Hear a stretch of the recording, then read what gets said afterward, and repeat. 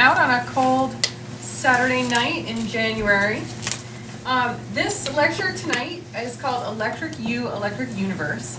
And this is a synthesis of a lot of research that I've been conducting over the last few years. And the picture that's emerged to me, and as it's come into my awareness, it's really changed the way I feel about myself and my place in the world. And the information that I'm going to share with you tonight is information that has made me, for lack of a better word, happier. I think we live in a culture where there's a lot of people feel empty inside. And, you know, capitalism is there to serve you and to serve that emptiness. But we all know that shopping and food and cigarettes and drugs don't really fill it. But knowledge can. And when I learned all this and these pieces came together, it made me realize what had been missing in my education and why I grew up, like most Americans, feeling depressed or like I was missing something. So I'm very excited to be able to share it with you. So a little bit about me, for those of you who don't know me, my name is Eileen McKusick, and I am a sound therapist by vocation. For the last 17 years or so, I've been using tuning forks therapeutically to assist in the healing process. And I've actually developed my own method that I call sound balancing, which is a process of combing tuning forks through your biofield, which is the scientific term for the human energy field or aura, and detecting stuck energy and using the sounds to both detect and correct stuck energy in the field. And it has the therapeutic outcome of helping people to have less anxiety, less pain, greater clarity, an overall sense of well-being. But as I've done this process, I really wanted to understand. I have a kind of mind that wants to understand why things work and how things work. And, you know, the biofield isn't anything we're taught about. You know, Western science basically doesn't agree that you have an energy field. And there's been very little studies done on the effect of audible sound on the body. Most research that's been conducted with sound has been conducted with infrasonic sound that's below the level of human hearing, like they use to break up kidney stones. There's a process called lithotripsy where they use 5 to 7 Hertz frequencies to break up kidney stones. A lot of research has been done with ultrasound, so they use ultrasound diagnostically and therapeutically. But there's really very little published research on just pure sound. Oops, sorry, I forgot to press the record button. So I've spent a lot of time, both independently and academically, researching both of these subjects. I just got a master's in integrative education from Johnson State College this past May, and I wrote a thesis called Exploring the Effects of Audible Sound on the Body and Its Biofield. And that won an Academic Excellence Award, which was very exciting to me. And I actually submitted some chapters of it to I should probably turn mine down too, to Intertraditions Publishing here in Vermont, and they accepted it. And I have a book contract with them, and a contract, my unedited manuscript has to be delivered by May 1st to them. So I've got a lot of writing to do the next few months. But it was really fun to put together this presentation because it helps me to just kind of clarify my ideas and makes it easier to write about. So that said, I'm just going to get started and go through. If you have a pressing question that you really want to know or comment or anything as we go through, feel free to ask me in the moment. Otherwise, we can do a little question and answer at the end. Sue, what time do we want to aim for me to finish speaking by? Do you have Usually, if it's 7 o'clock, you start about 8:30. By 8:30? Okay. Is that going to? Yeah, I mean, it's that's your probably. call. You know, I haven't done a dry run through it, so I don't know how long it'll take. But It will take aim as for long that. as it takes. Okay. Good. All right. So, if you combine those, you end up with universe. So that's just today. Okay. So, an interesting subject to me is this concept of cosmology. It's something that a lot of people don't really think about, but it tends to be the way that my mind goes. So cosmology is the study of the universe in its totality, and by extension, humanity's place in it. And there are different kinds of cosmology. So there's philosophical cosmology, which is when we kind of think about these things. Metaphysical cosmology is the same kind of idea, but maybe a little more esoteric. Religious cosmology, creationism, for example, is the cosmology of Christianity. And physical cosmology, which is sort of like modern astrophysics, that studies, the expansion rate of the universe, that sort of thing. So why does cosmology matter? So our assumptions about the nature of reality and the universe informs all of the sciences. Each and every human discipline is influenced by our governing cosmology. And it's often in this sort of, unexamined way. We just have these assumptions about the nature of reality, and it just informs everything. So it sets the stage that the human drama is played out on. So our current physical cosmology is Big Bang Theory. Okay? Big Bang Theory basically says that the universe is finite in time. It started at a certain point, and everything was infinitely small and infinitely dense, and then it exploded, and it's expanding, and it's expanding ever since. And that view basically either predicts that it's all just going to spread out and suffer what is called a dissipated heat death, where it's all just going to wind down to nothing, or it's going to reach a certain level of expansion and then begin to contract. So that's the kind of physical cosmology that we all live with the basic understanding. That's what's taught to my kids in school, for example. And it's taught to them as fact, which I think is very interesting. That they're taught that it's fact and that the universe is 13.7 billion years old, and supposedly they've got it all figured out. So this is modern cosmology. It's largely mathematical. A lot of modern cosmology is math, and things like black holes and dark matter and dark energy are all mathematical constructs that are designed basically with the assumption in mind that gravity is the dominant force in the universe, and this is all working off of that assumption. So there isn't really any cosmology education or stories in school. Kids aren't really introduced to the big picture, and most people don't ever really think about the big picture. And so we don't, we might have this passing thought about self in relation to the universe, but can you find yourself in that equation? So our current philosophical cosmology is Newtonian or Cartesian, and basically it's this notion that everything is stuff, that there's billiard ball, smallest units of matter, and that the universe is mechanistic, the universe as machine, nature as machine. A very interesting thing I just saw on Facebook the other day was a group of scientists, prominent scientists, actually got together and signed a declaration that animals have consciousness. Okay, I know, it's duh, we all knew that. I never had an animal growing up. But that's the sort of standard cosmology, is nature as machine, so we can abuse it and use it and mold it to our needs because it's not conscious and doesn't think, it doesn't feel. And in that, so our mind is separate from our body, man is separate from nature, we're separate from each other. This is sort of a cosmology of separation.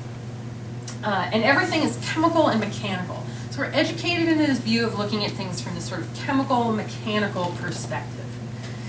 And it creates this sort of self-sufficient individual that's in competition with other individuals, and there's limited resources, and the survival of the fittest.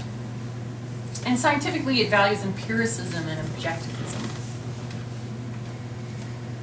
What's interesting is that this notion of cosmology actually has changed over time. So over the last few thousand years, our dominant cosmology has alternated between two views. So this notion of the Big Bang, we tend to think that it's evolved in the last 50 or 60 years. But this concept of a universe that started from nothing and came into being was actually introduced by Augustine thousands of years ago. And a fellow went back and he tracked all the different dominant cosmologies with what was happening politically and economically at different times in history. And he found that in times where the common man was on the rise, like in the beginnings of the Industrial Revolution or the Renaissance, when people had kind of overthrown tyranny and possibilities were existing, that the concept of an infinite universe that didn't have any beginning or ending, that wasn't decaying, that wasn't winding down, that didn't have any kind of hierarchical structure, was what was in vogue.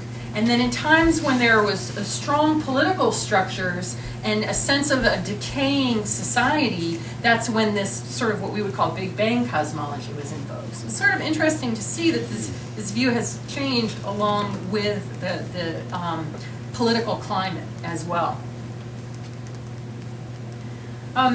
We're living in a time right now when our cosmology is actually changing. And this is very exciting to watch and to participate in. There's a new theory about the universe called electric universe theory that is really gaining a tremendous amount of ground that has that kind of infinite universe quality to it. There's a growing awareness of the body and the universe as electric. So the universe is an organism instead of a machine, right? Or just the scientists saying animals have consciousness. So there's a sense of a livingness to things instead of this static, mechanistic. And culturally, that kind of concept that all is one, right? That more and more people are kind of tapping into the concept of unity consciousness. It's a rising awareness in our culture. Because new information leads to new understandings, and we certainly have been awash in information over the last decade especially. So what this is a picture of are the 5 Platonic solids, okay? The Platonic solid is a shape where every axis and every face are the same size, okay? And they are the 5 solids that fit within a sphere. And they were developed by Plato. So the ancients, the ancient Romans and Greeks related each one of these shapes to a different state of matter. So the tetrahedron was related to fire, the icosahedron to water, the dodecahedron to universe or ether, the octahedron to air, and the earth to the cube. And then what I have below there is our states of matter, because these elements also correspond to our current states of matter, okay? Now, what my kids were taught in school is that there are 3 states of matter: solid, liquid, and gas, right? That's all I thought there were until one night at dinner, my son came to the table, and he had just turned 12, and I had given him several books on science for his birthday. He really likes science. He came to the table and he said to me, "Mom, did you know there's a 4th state of matter called plasma?" And I was like, "No, I never heard of plasma." And he said, "Well, yeah, I just read about it in my book." He said, "I didn't learn about plasma in school." And somehow in the same conversation, we were talking about whether space was a vacuum or not. Because again, I had been taught that space was a vacuum. What's a vacuum? Well, it's nothing, right? Space is just nothing. That's what I thought. And then I said, well, I think I remember reading somewhere once that space isn't really a vacuum. There's really something there. And so I went and Googled. I just love Google. I'm a researcher. I can't even tell you how exciting it is to just any question you want. You can That's right. I can't meditate because I'm always coming up with questions that I need to ask Google. So I Googled space is not a vacuum, and what comes up but plasma? And I was like, oh look, plasma is in space. So that took me down the plasma rabbit hole, and I actually spent the next 5 months learning everything I could about plasma. And I was in my master's program at Johnson, and I actually figured out a way to make it an independent study. I'm like, I'm going to study on plasma or about education. Oh, really? They let me do it. So I read a whole bunch of books and websites and put together a PowerPoint presentation. At one point, my husband said to me, he said, "You don't love me, you love plasma." It's like, you're right, I do love plasma. So it's actually a very interesting subject. We'll go into plasma in depth here because it's actually quite important. So plasma relating to fire, but also what's interesting is that the dodecahedron, which represented the ether, okay? Now, plasma is what makes up most of space, right? Most of the energy in space is plasma, and I'll clarify that for you in a moment. But the ancients also believed that there was a medium through which starlight propagated, that there was a medium that light traveled through, that the universe wasn't just emptiness, but there was this concept that they called the ether, all right? And most humans for, the last millennia have kind of understood or believed that there was what they call the luminiferous ether. But even this shape, the dodecahedron, I was reading something about, Plato's contemporaries, that they felt like that was a very powerful shape, and that they didn't let most people on to the dodecahedron and the ether. And the reason being was because they felt like it could be co-opted and used for evil, that they felt like it was that powerful, okay? Now, looking at that shape of the dodecahedron, the pentagon there, what is probably the most resource-rich organization on the planet at the moment? Pentagon. Yeah. So, they know, and on some level they've harnessed that energy and, really truly use it destructively. It's sort of an interesting thing. Okay.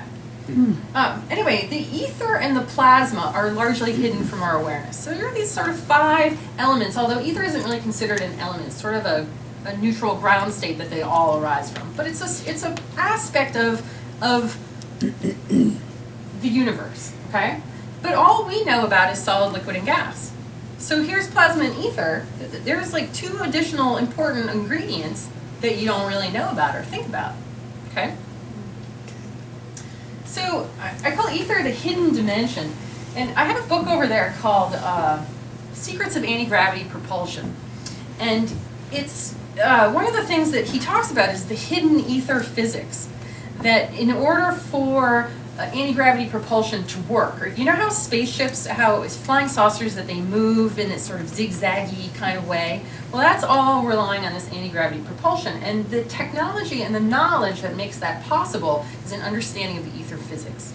And the powers that be know all about the ether physics, but they don't want you to know about the ether physics because they want you pulling up to your local mobile station every day. So, this has actually been intentionally removed. It's kind of a little conspiracy theory, but from our education. Okay.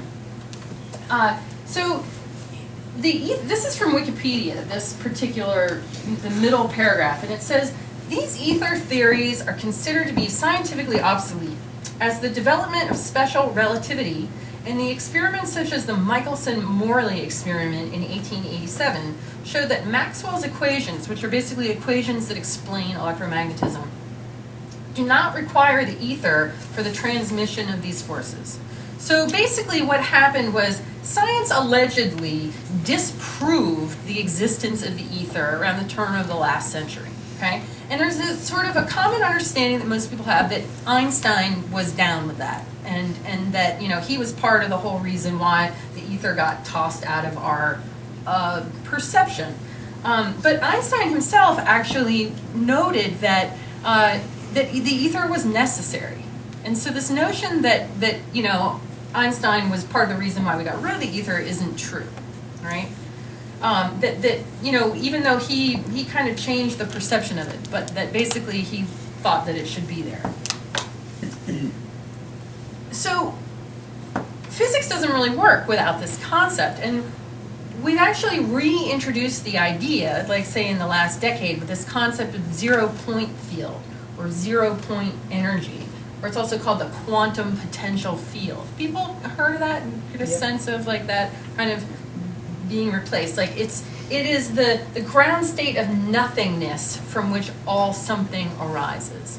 It's full of potential energy or implicit energy, but it's not expressed energy. So the pattern of the movement in the ether is the spiral or torsion waves. So all energy travels in these torsion or spirals. When you watch water go down a drain, right? It spirals down a drain.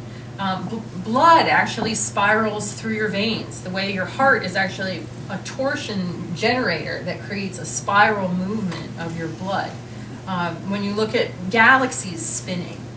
So how hurricanes or tornadoes form, dust devils, all kinds of things move in these spiral patterns. And that's the ether itself, when it moves, that's how it moves, okay? Is everybody with me on that? Get that? And there's so many platforms and life forms that have the spiral. Yes, shape. everywhere. The spiral appears everywhere. Yeah. So the first state of matter to arise out of the ether is plasma. So what is plasma? So this is just a dictionary definition. It says plasma is a fourth state of matter distinct from solid, liquid, or gas, and present in stars and fusion reactors. A gas becomes a plasma when it is heated until the atoms lose all their electrons, leaving a highly electrified collection of nuclei and free electrons. Particles in space exist in the form of a plasma. These are a few more definitions, but the one that I like is from 1913 that calls it unorganized material or elementary matter. And that's just a visual of it. So that's hydrogen on the left, and then it becomes a plasma, so the electrons split off. And now instead of it just being an inert gas, it is carrying an electric charge. So electricity can flow through a plasma, okay? So these are our four states of matter: solid, liquid, gas, and plasma. And they say that plasma may make up 99.99% of the universe. Now, isn't that interesting that the universe is made of 99.99% plasma? Who heard of plasma and knew that it was this before you came in here tonight? Show of hands. I've heard you speak of it. You've heard me speak of it. You've heard me speak of it. Yeah. Right? So, isn't that interesting? That like 99% you don't even know what it is. So I think, and others think that it should be called the first state of matter, because it's what all other states of matter I have arise, but really condense from. So it starts off as plasma, and then it condenses into gas, right? The electrons and the ions hook up, and then and that condenses down into liquids, and then that condenses down into solids. But whether you believe Big Bang Theory or not, in the beginning was the plasma, period. Right? Everything came from the plasma. So what are some examples? Okay. Our sun, plasma. But it has form, It has form. right? Well, yeah. Well, we'll talk about plasma Oh. forms different things. Oh. Yeah. They're different form. It takes different forms. So the solar wind, the common lexicon is to speak of it in terms of like a hot gas blowing at us. But it's actually a stream of electrically charged particles that's continually flowing from the sun to the earth. This image of the earth and that thing around it that looks like a spider is actually our magnetic field. And that's how it bends and changes shape in the buffeting itself. They call this bow shock, like it was a boat. So we're protected by our own ionosphere from it getting too much electricity from the sun. It would cook us if we weren't protected in a bubble. So interstellar and interplanetary space is filled with plasma. It's not very dense and it's not very hot, but it's definitely there. So it's not an empty vacuum, it's full of plasma. And plasma conducts waves of electricity. It also conducts sound. So you know that we've been told like, oh, sound doesn't travel through a vacuum, sound doesn't travel through space. But if you Google things, like we have telescopes that actually receive sounds that, they've heard the sun, they've heard Jupiter, sound does travel through space. So that's just another kind of false thing that we've been programmed with. Electric universe theory, and I spoke a little bit about this earlier, and electric universe theory is something that I discovered when I fell down the plasma rabbit hole. And it just makes so much more sense than the standard model. Now, I'm always leaning towards what makes sense, what's logical, what hangs together. And I read a few books on electric universe theory, and I scoured everything that was on the internet. And what they're saying in electric universe theory just makes so much more sense. And it also, the bigwigs in electric universe theory successfully predict space phenomenon and describe it in places where current, NASA physicists are scratching their heads trying to understand, because they're trying to fit everything into this gravity-driven model. Because that's what we've lived with for hundreds of years, this notion that everything that's happening in space is all gravity driven, and that they tend to perceive space as more electrically neutral. But when you throw in an understanding of electrodynamics into what's happening in space, the electric universe people just nail it. I mean, it just makes so much more sense. So in the EU, there's no black holes, there's no dark matter, none of those mathematical constructs exist. Basically, the way electricity behaves explains everything. It's definitely creating a grassroots revolution in modern cosmology. They're drawing more and more people to themselves every day. They just had an annual conference out in Albuquerque this past month, and had tremendous attendance, and more people are coming on board with them. So it's really a growing movement. It's not accepted in academia yet. That's because of the Sylvan grooves Yeah. of academia. Yeah. Do you know what Stephen Hawking has said anything about it? I know that Stephen Hawking was one of the scientists that signed the thing about the animals having consciousness. But I think it does go contrary to his story of stuff. I'd be curious to know what he has to say about it. Would you say that chi or ki is electricity? Well, that's a really good question. And, I can get into that more. So what is it? Later on. When I douse and divine with my pendulum, what is it that moves this thing? Well, it's what we call subtle energy. But I have a theory that's pretty much my own, that what we call subtle energy is just magnetism. It's just a diffuse magnetism. So to me, what we call subtle energy, or chi, is to electromagnetism as steam is to water. That it's essentially the same stuff, but it's more diffuse, and as a consequence, it follows different laws. But ultimately, it's not electromagnetism as it's classically understood. Okay, I'm just Yeah. trying to broaden the conversation Yeah. more, because I have experiential, like you, we have this experiential knowledge, but we don't know how to talk about it. Exactly. Yeah. Well, I mean, and that's been a huge question for me. Like, what is subtle energy? And, the thing is that science won't investigate it. And I didn't understand this for a long time. Now, my work involves combing through the biofield. Okay, well, what the heck is the biofield? There's stuff there. Any of my students, I don't have any students here, but, as the people who've received treatments can attest to, when I move a tuning fork through the biofield, it will change in pitch and volume and timbre because there are different densities of stuff there. It's really matter. And so it's my perception, because it's matter, it should be investigated by science. But science won't go there. And so I never understood, why won't science go there? And then I came across an academic paper that said that the translation of the word chi, or prana, does anybody know what that translates to in English? Is it light?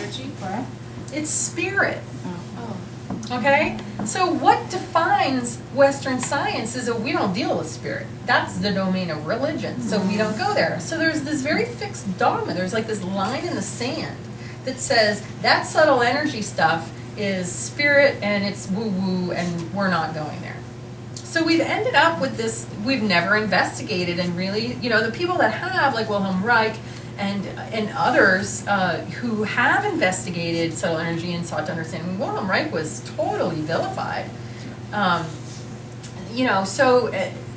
there was even a guy at Yale for many years who investigated subtle energy and energy fields. His name was Harold Saxton Burr, and he spent about 20 years studying subtle energy. But, all his stuff was shunted away in order to perpetuate the sort of chemical, mechanical, we're just going to deal with solids, liquids, and gases. Okay? That's all we're going to deal with. Didn't our government take great pains in prosecuting William Reich? Wilhelm Reich, absolutely. Because he was really he was really figuring out subtle energy.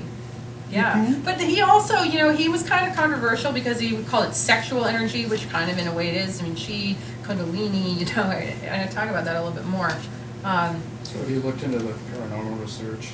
And there's been a lot of paranormal research, maybe Yeah. touched on it. Well, definitely. I mean, I've approached things from both academic angles and from esoteric angles, in an attempt to synthesize and understand really, what is it?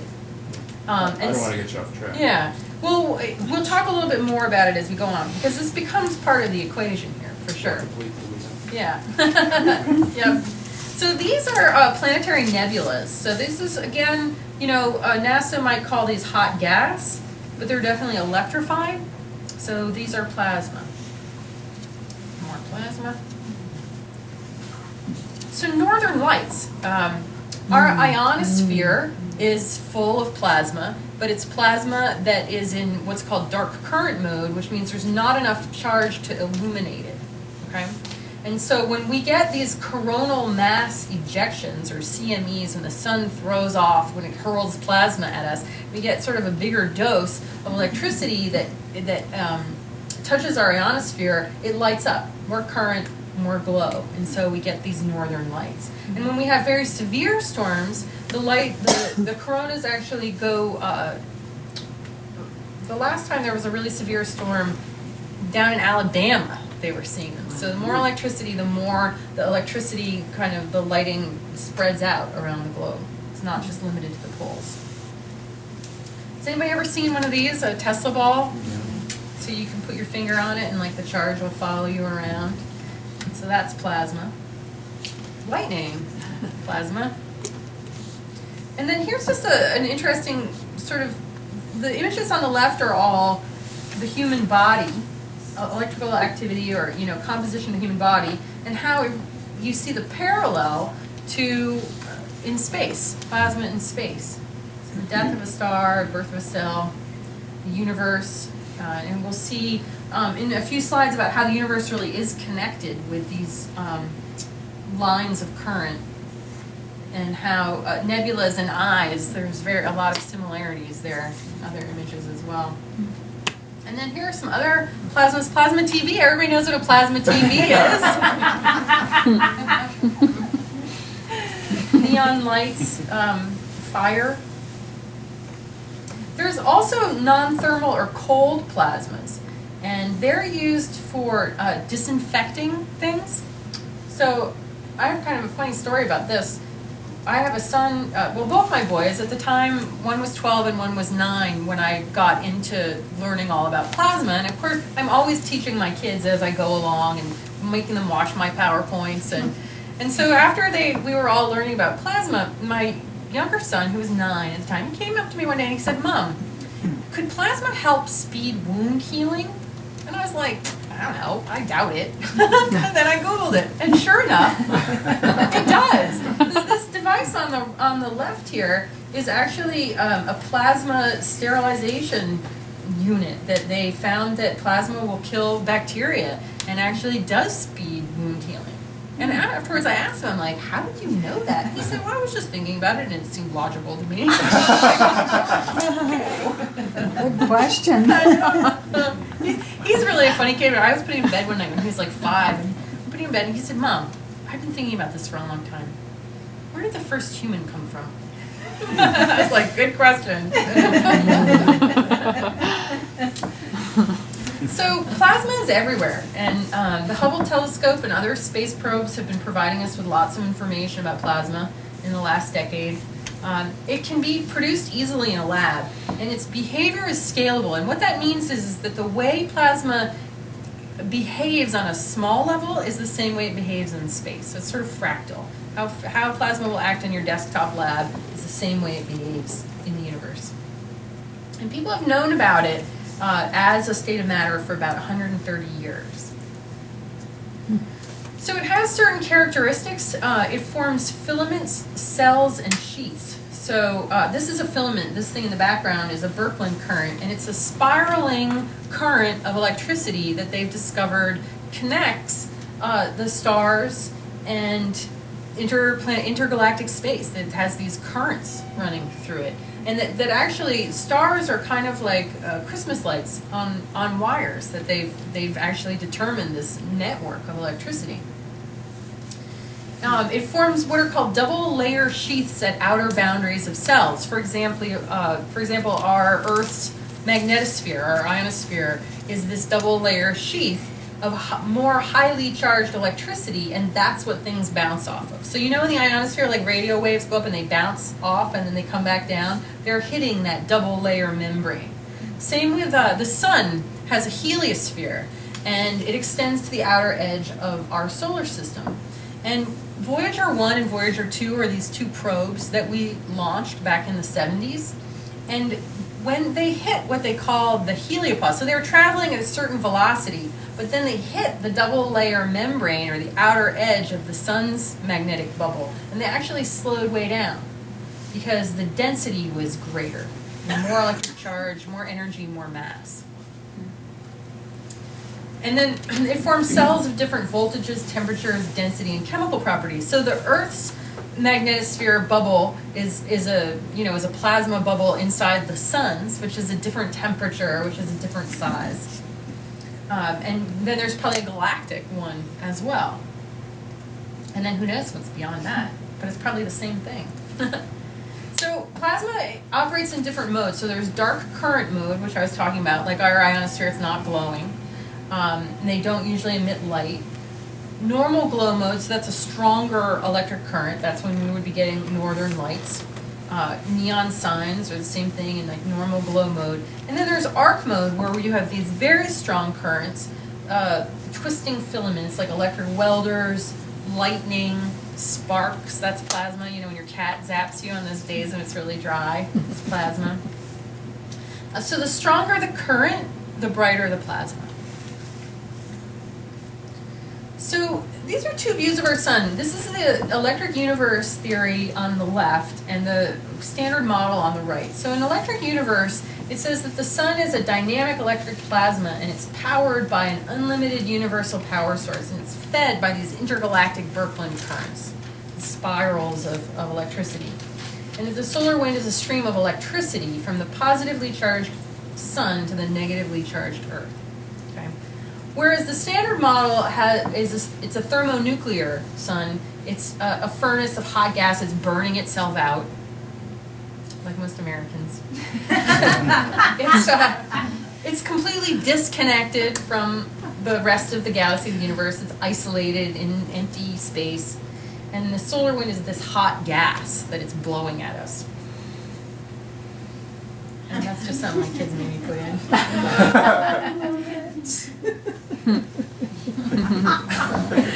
So, plasma connects. So this is just a quote from the electric universe people. From the smallest particle to the largest galactic formation, a web of electrical circuitry connects and unifies all of nature, organizing galaxies, energizing stars, giving birth to planets, and on our own world, controlling weather and animating biological organisms.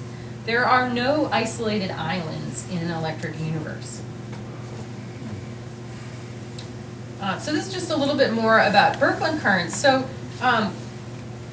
Berkland currents are these electricity flows, okay, that are in space, and you've got two. And when they get very close, together, they have what's called, I love this concept. They have what's called long-range attraction and short-range repulsion. Kind of like other relationships that we can think of. And so that they maintain their identity, this short-range repulsive force, and they spin around each other. So these Berkland filaments come together to form pairs, and the pairs form a twisted filamentary rope of electric current in space. And that they remain coherent over vast distances. And this on the left is an actual image of that. So these are the Berkland currents coming together into this sort of spiral dance that they do, okay? And that explains why galaxies hang together, okay? You don't need dark energy pushing it in because there isn't enough gravity to hold it together. It's just the way electricity behaves, all right? And then, that also kind of corresponds to our concepts of yin and yang and the interplay of those forces, the positive and negative. And the action, that spinning action, is what gives rise to everything, motion. Right? In the ether, there is no motion. There is no positive and negative in the one, but then the duality arises from the one and interacts, and that gives rise to everything. I was playing around, you know how they say in the beginning was the word, right? And for me as a sound therapist, there's also another saying that's Sanskrit that says nada Brahma, which says everything is sound, or God is sound. Okay? And in the beginning was the word. But if you take the word word and you spread it out and you go word, you get this kind of thing that makes me think of an egg beater, an old-fashioned egg beater. right? Which is kind of like that movement, the beginning with the word. Like, it's just kind of an interesting thing. And it's kind of, we talk about toning. I don't know if anybody knows what toning is, but it's basically like making vowel sounds, ah, ooh. But try doing the one. That's really kind of a fun tone to do. You can move it around in your body in different places, and it's energy and movement. It's very interesting. So, entropy and syntropy. So entropy is the tendency of matter to lose order and coherence within a closed system. Like your wood stove is a closed system, you take a log and you put it in there and it burns and it turns to ashes, and that's entropy, okay? So that's the second law of thermodynamics. And that is basically what predicts this dissipative heat death in the universe. That, everything's winding down and it's all going to spread out and it's all just, and that's that kind of dominant cosmology. Well, in the 40s and 50s, there was a Russian researcher, an astrophysicist by the name of Kozyrev, and he was looking out at space and he was like, well, that's not happening. He was like, yeah, universes die and fall apart and stars die, but new stars are born, And this kind of creation-destruction thing is happening all the time. And he came up with this theory about torsion energy, which is that spiral energy, and the notion that when order is lost in one place, it arises someplace else, okay? Which basically makes the universe a perpetual motion machine. But you can't get a patent on that, so it has to be winding down, right? The universe, it's not possible for it to be a perpetual motion machine, but it is. And so what's really interesting to me when I was reading about all this, and I was reading about the sciences, what's the other side of the coin? If entropy is the dissolution and the disorganization of matter, then the opposite is the most magnificent thing in the whole universe, which is that which gives rise to order, that which gives rise to stars or to humans or to snails or to anything, right? The creative life force that gives rise to it. Do you know what science calls it? Entropy? They call it negative entropy. Oh, Isn't that ridiculous? I mean, what the heck? So that was unacceptable to me. And negative, I'm like, I'm not using that word. I'm sorry, I don't approve. And so I actually, when I was reading it, there's a book over there called Life Force, The Scientific Basis, that I read twice last summer, the summer before when I was working on my thesis. And he talks about negative entropy, and he was actually presenting at a conference in North Carolina, not last October, but the October before. And I decided to go to this conference and to meet him. And the very first day of this conference, I actually ended up having lunch with him and this other fellow. And I was going through my notebook, asking him questions. And because I had all these questions written down, I came to this page and I had written on this whole page in really big letters, "We need a better word for negative entropy." And the other gentleman who joined us for lunch said, "Oh, there is a word." He said, "It's syntropy." And I was like, "Oh, phew." I was like, I like that much better. Well, that's what I'm going to use. So entropy and syntropy. And it's represented in the infinity symbol. So that as energy goes down, but it also comes back up. And it's just this constant movement of order and structure and function from here to there. And back again. So coming back to plasma. So one of the things that I came across when I was researching plasma, and this was many months into it, I came across this concept called the telluric current, okay? And like I said, it took going through a lot of layers of information to get to these telluric currents. So a telluric current is a flow of electricity across the surface of the earth and under oceans, and basically there are all of these flows of electromagnetic energy that have been mapped, okay? And that they actually used them in the early telegraph system to conduct the electricity needed in order to run it. They did not use man-made generated power. They used the energy from these natural, like, rivers of electromagnetic energy, okay? Do you know who owns the maps? Can anybody guess who owns the maps of all of the flows of electromagnetic energy? ET&T. The oil and gas companies. Oh. And they say they use them for drilling purposes. All right. Did anybody know that the telegraph system was running on natural Earth energies? No. Did anybody know that there were like flows, rivers of electromagnetic energy across the surface of the Earth? Yeah, birds follow those, right? Birds follow them. Yeah. Yeah, birds follow them. Bees follow them. Right? They're magnetic. In fact, they've determined that most animals have magnetite, or in their brains and their systems, that they follow these lines. And when they get interfered because of man-made blah blah blah, things start to fall apart, like they've been doing. So, it made me wonder about the whole concept of like a dragon line or a ley line, right? For those of you who are dowsers, there's the concept of a dragon line in Chinese feng shui. There are yin and yang lines, and there's serpentine kind of over the surface of the Earth.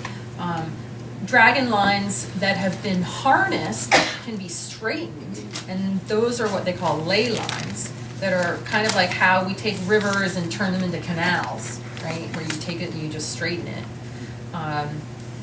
So they're like terrestrial Berkland currents, and we've got these electricity flowing all over the place around us. Is that like the migration of whales and fish? Yeah, in fact, they were saying that one of the reasons why whales might beach themselves is because of anomalies in the magnetic lines. Yep. I just read that the other day. So like it's the maybe vortex? I'm sorry, like the vortexes, like in Sedona. are where positive and negative lines come together and spin. Like I was told, it's like chakras for the Earth. Yeah. It's like. But it's where these places where the lines cross. And like in England, there's a whole bunch of sites, and they have they've mapped what they call the Michael and Mary lines that kind of go serpentine through southern England, and in each place where they cross is where there were ancient holy sites and then newer ones that have been built on them, where the energies are higher and more perceptible. I actually discovered, when I was learning about this stuff, I actually discovered that there was one on my property, a very wide one, and then I found that there was another one that came across, and I found the place where it crosses, and if you stand in the middle, you can actually feel the vortex. And almost everybody can. I've had a lot of people do it, and even if they think they're not sensitive, they can actually feel it. It's really interesting. So they're everywhere. This might explain how crop circles are formed. Yeah, I don't know about crop circles. I mean, I don't know enough about them to say. I mean, I'm just seeing the applications here. Yeah, the energy. Just blow me Makes away. You're sense. blowing me away. That's what I like to do. Okay. So everything ultimately is a condensed plasma. And these telluric currents, electromagnetism. Look at that kohlrabi and how much it looks like a Tesla ball.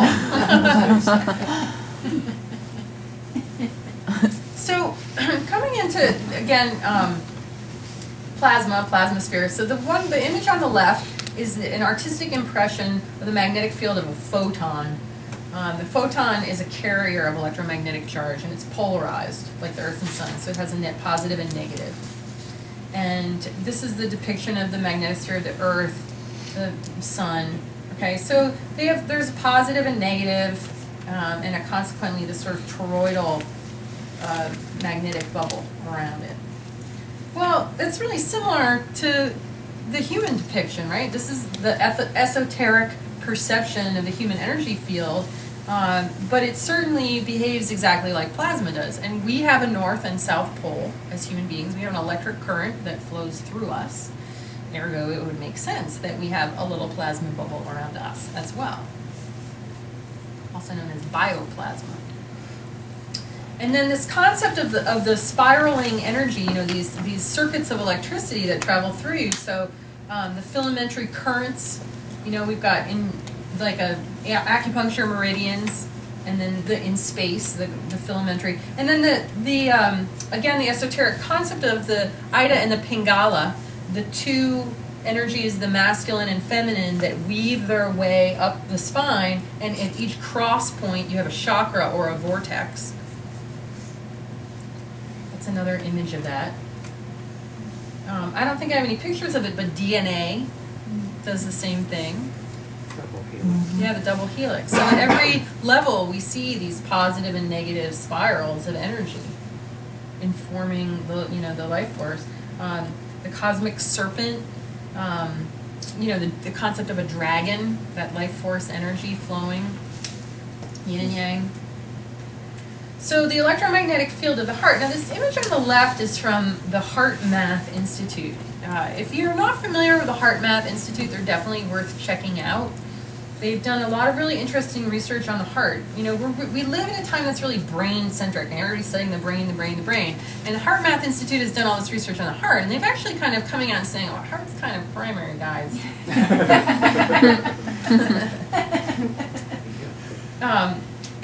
As far as the energy field goes, again, common lore is that, well, it hasn't been measured. And that's actually not true. The squid magnetometer can read the magnetic field of your body up to 3 feet or more off the body. So that has been measured. This is the shape of a toroid. It's interesting. The son that I was telling you about, who asked me about the plasma thing, he was looking at this picture the other night, and he said, oh, Mom, that's how warp field technology works. Because a couple months ago, he was on his computer. I'm like, oh, what are you doing? And he said, I'm doing some research. I said, what are you researching? He's 12 now. He said, warp field technology. I was like, oh, I didn't expect you to say that. And he explained it to me fully, like how it's the toroid inside the toroid and how it works. So I'm sure he's going to be traveling at warp speed someday. Anyway, this is the image from the Heart Math Institute on the left. And I don't know why they ignore from the knees down. It just seems wrong to me. So I prefer the image on the right, of the whole sort of toroidal bubble, the whole body. So there is a scientific word for it. It's called your biofield. And it was chosen by a team of National Institute of Health scientists. It's, it's kind of like your aura. Scientifically, they admit the existence of electromagnetic energies in your body. Those are called veritable energies. And then there are also putative energies, the subtle energy, or the life force, or the chi, or the prana, that hasn't yet been measured and defined by science. That's may also include non-electromagnetic energies. But your entire body is electric. Okay, so again, we're really, especially the pharmaceutical companies, really like you to think in terms of body chemistry. You have a chemical imbalance, so you need more chemicals in you to balance out your chemicals. So we're really taught to really look at things, and if it isn't your chemicals, then it's surgery, right? So it's this chemical mechanical perspective. And we're taught that the reason why things happen is because of chemical signaling, but it's really not that. It's all electromagnetic signaling, okay? They've actually discovered these things called biophotons that are quanta of electromagnetic radiation. And carriers of energy and information that are absorbed and emitted by your DNA. Should I ask a question now? Yeah.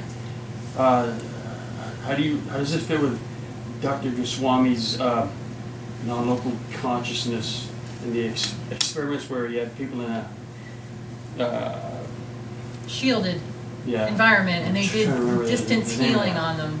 Right. Right. Yeah. But it was non-electromagnetic because it was shielded. Right. That's what you said. So is this what you're talking about here? No, this is electromagnetic, and this is just talking about your body and your body's functioning within itself, not non-local healing. Oh, okay. I could talk for a long time about that. I'm not going to go into that quite now. Maybe we can talk about it afterwards. What is in the prior slide? Wait, I'm going to go back to that. So your body. So this is just that's an artist's rendition of electrical synapses, of the traveling of electrical energy in neural synapses. But I'm just going to read this. While chemical signals proceed at less than 0.5 inches a second, and much of the signal's energy is lost in the heat generated by thermochemical coupling, electromagnetic signals travel through nerve fibers at up to 500 feet a second.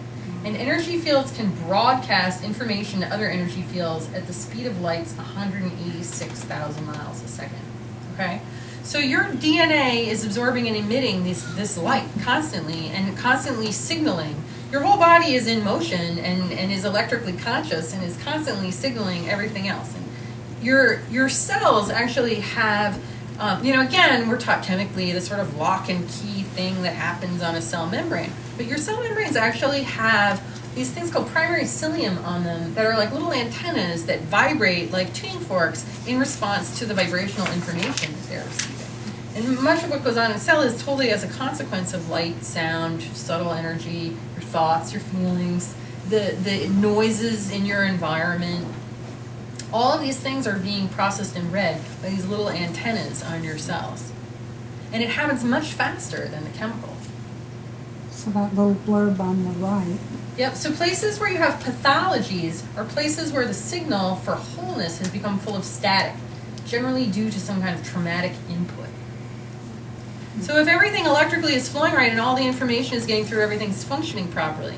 When things start to break down, they're not receiving their signal properly. The electric aspect of it has gone a little kafooey. It's not responding to information from the blueprint. Yeah.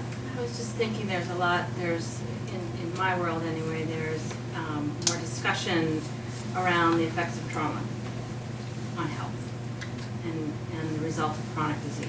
Yeah. So is this similar to what Well, you're absolutely, talking about? because in my work, what I've found is that when we experience trauma, especially when you're young and you don't have any means of processing it, it's something that, that you might move away from in time and space, but the impression of that trauma remains in the record in your energy field. So just very briefly, I see the biofield as a medium that stores everything that has ever happened to you. And as you experience it, the information moves away from you, but remains in your bubble, okay? So my work has revealed to me, this is purely subjective, that your biofield is both compartmentalized and timelined, okay? So, for example, I'm working with somebody right now whose mother died when he was 3, okay?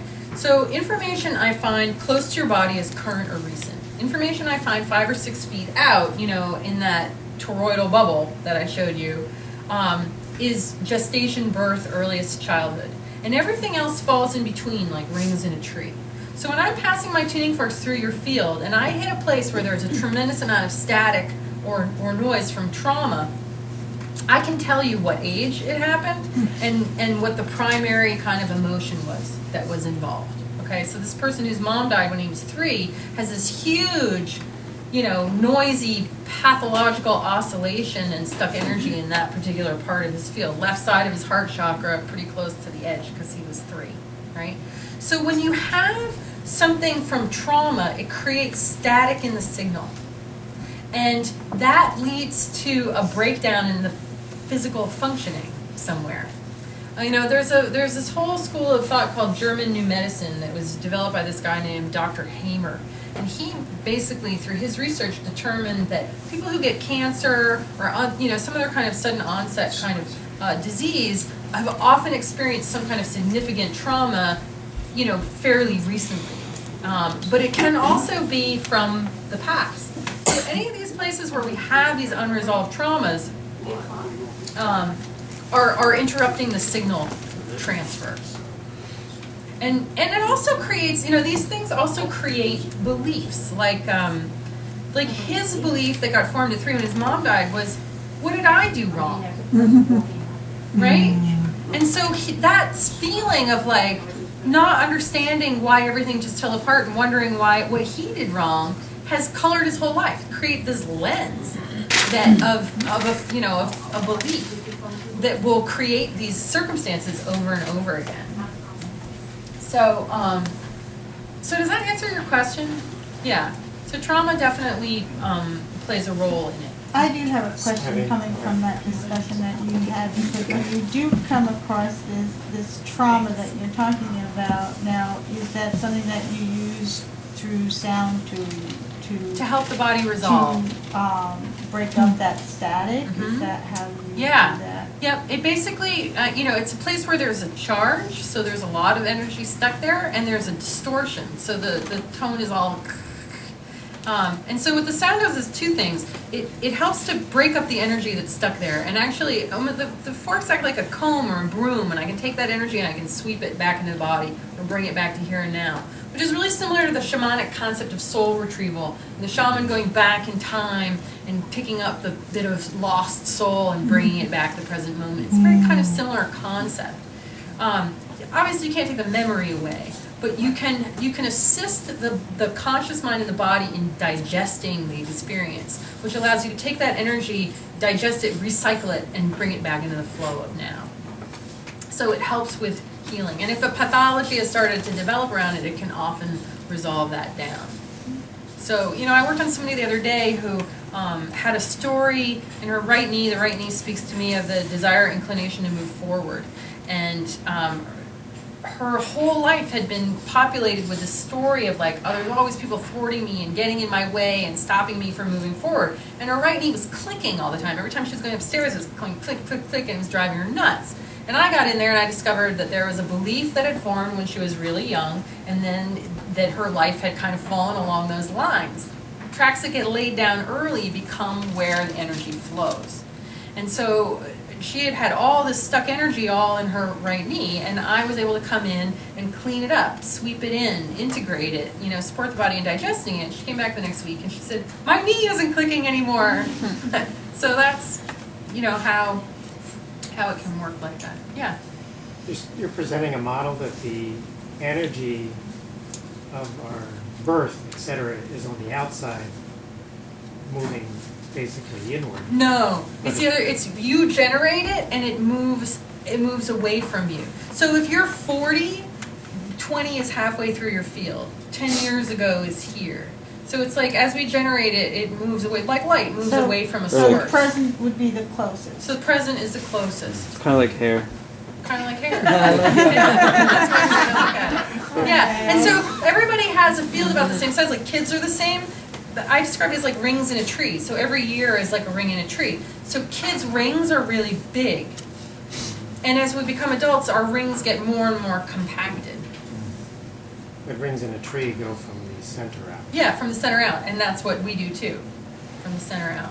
But the history of the tree starts in the middle and goes outward.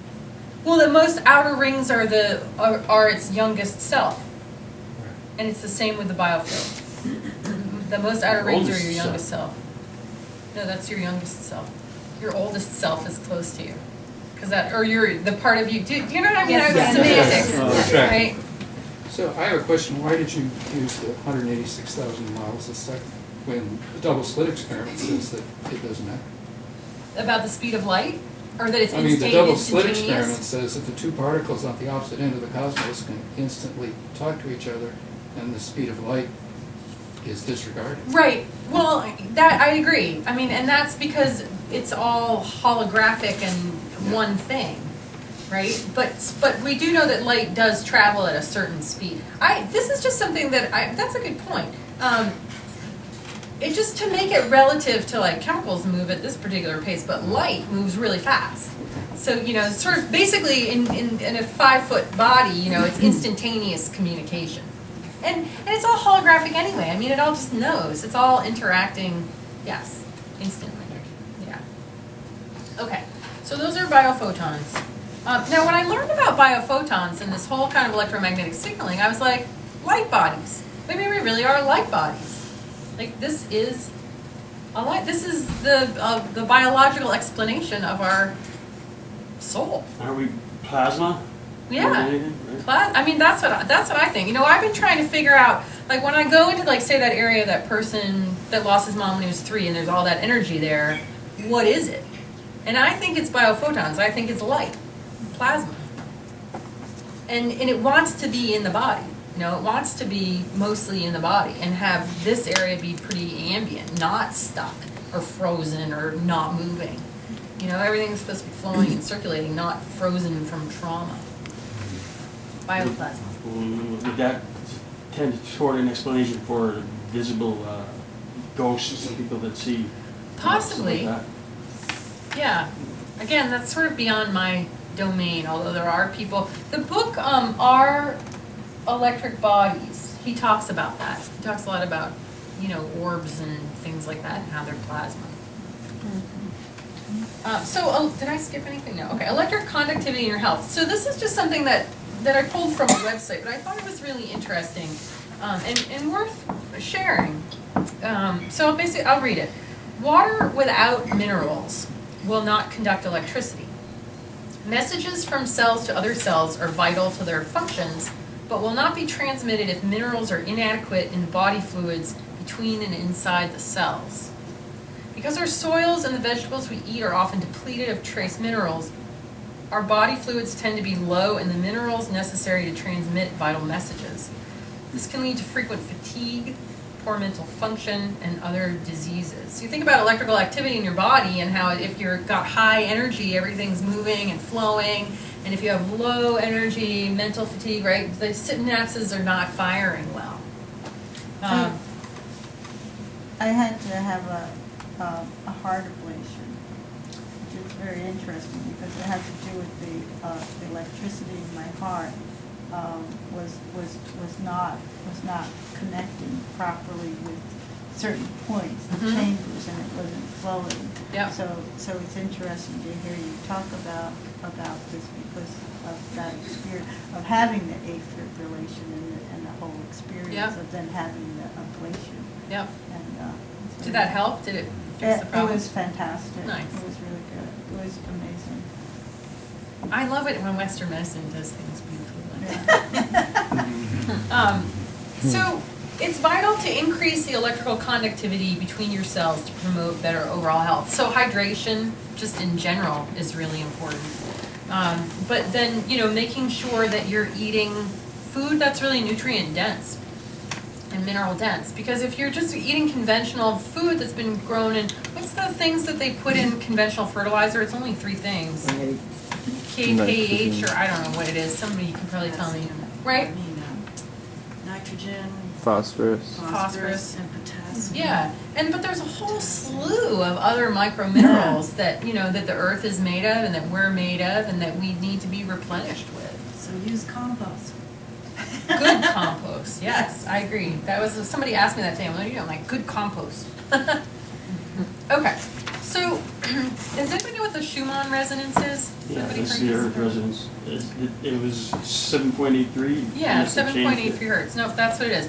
So, scientists in the 40s or 50s, this guy by the name of Schumann, discovered that there is a standing wave in the ionospheric cavity. So, between the ionosphere, where the radio waves bounce off of, and the surface of the Earth, there's this, what they call the Earth's heartbeat or pulse, and it's 7.83 hertz. And it's produced, allegedly, by the continual lightning and thunder that's going on around the globe at any given time, which on average is about 2,000 storms producing 50 strikes per second.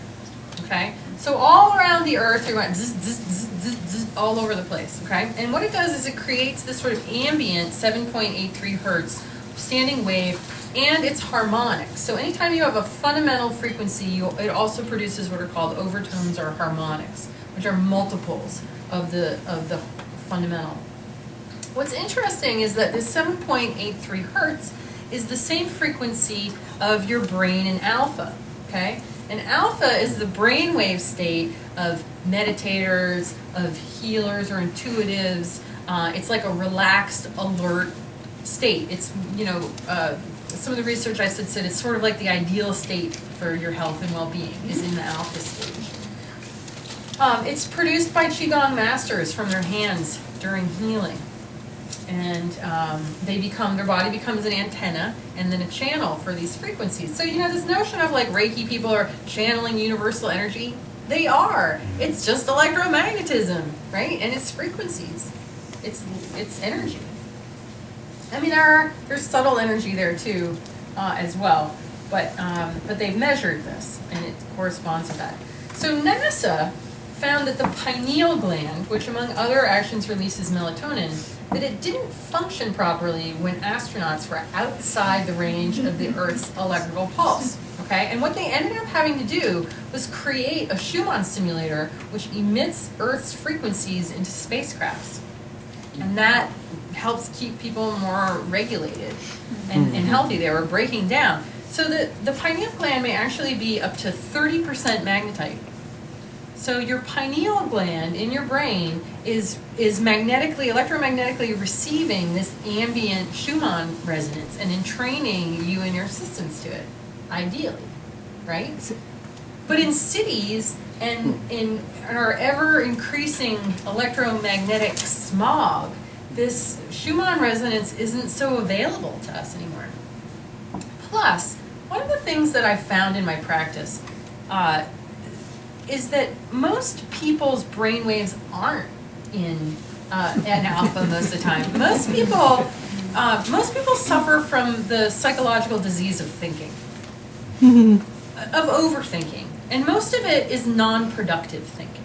Most people spend most of their time either worrying about the future, having regrets about the past, letting their inner judgment and critic beat them up, basically running a whole lot of noise that is not in 7.83 hertz.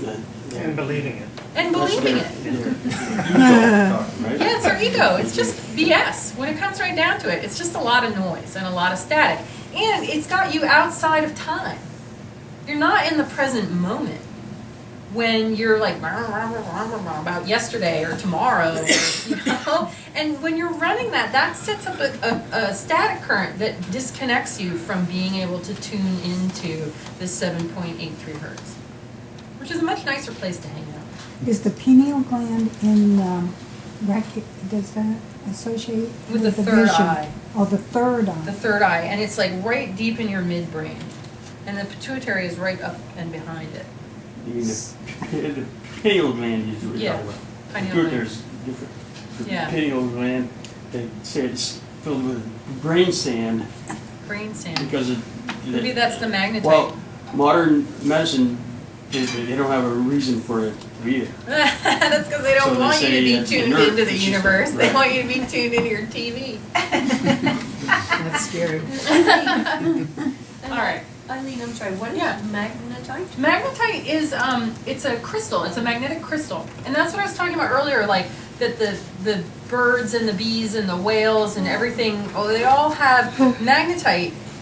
Apparently, we have quite a lot of magnetite in our brains, but it's what aligns us with the electromagnetic energy that's flowing around the Earth. These magnetic field lines.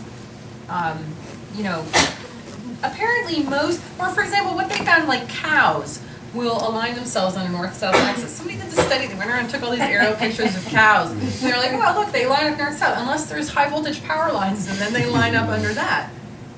If you ever played with dowsing rods, they respond to the power lines, right? And Don't people... they use magnetite for when they're showing you how to use a magnet and it pulls all those little pieces of the magnet? That's iron filings. It is? Yeah. Isn't it iron in magnetite? I don't think so. I'll have to get back to you on that. So also, there's a school of thought that says as humans you're better off sleeping with your head to the north. And that often kids who know a little bit about can easily orient themselves and find north. Yeah. So, after all of this talk, that doesn't seem so esoteric, does it? That image just seems kind of like, oh yeah, that's right, we're electrical. So that bright light is your third eye? Third eye. Yeah, receiving that frequency. So that sort of filters the magnetic field, the pineal gland throughout your system? Yeah, that sort of electromagnetic signaling. And so when you're tuned in to this sort of ambient frequency of the Earth, and you're in line with nature, and it's So if that's disrupted, homeostasis. like the